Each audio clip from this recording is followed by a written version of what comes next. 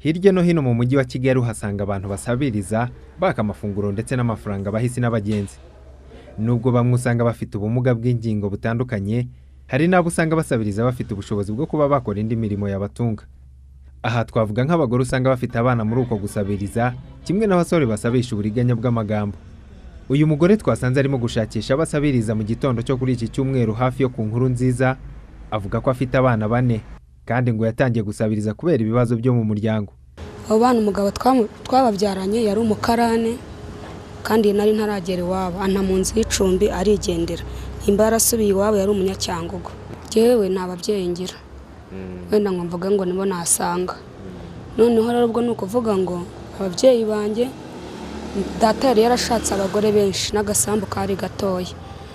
Ubwo nukuvuga ngo papa arafunze kandi yakatiwe imyaka myinshi ntashobora kuzaza. Nako gasambu gasigaye basaza banjye nibo bakagiyemo, nabo bagaca inshuro ugasanga nta hantu najya. Nubwo aha mu mujyi rwagati akenshi hahurira n'abagore basabiriza bitwaje abana, hari n'abandi usanga mu duce dutandukanye basabiriza bigaragara ko bafite ubumuga bukomeye ku mibiri yabo.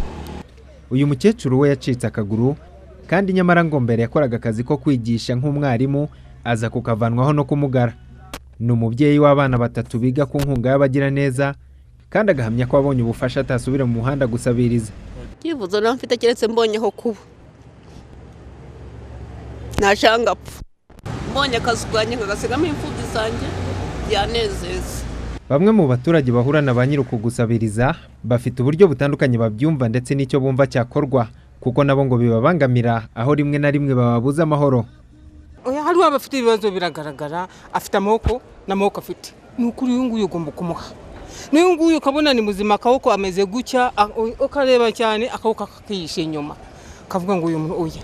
Kandi nagiye kureba ndabacyunga cyane, numva baravuga ngo hariho nani baba baturuse cyane cyane abadamu bafite abagabo bafite n'ubushobozi, kiretse no kuzerera gusa. Mbona ibyawe byose bakagombye nkuko leta yatangiye kubishiramo imbaraga,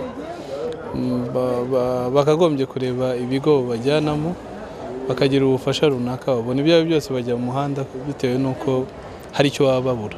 Abasabiriza ku ruhande rwabo iyo uganiriye nabo bavuga ko bakeneye ubufasha bwatuma bitangiriza imishinga yabafasha kwibeshaho batagombye gusabiriza, kuko bahakana ko baba babiterwa n'ingeso. Aha ni muri quartier ya Mateus mu mujyi wa Kigali, aho usanga abantu benshi basabiriza, bamwe bafite ubumuga abandi ari bazima.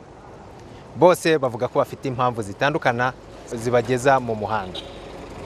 Pasco Buhura, Televiziyo Rwanda.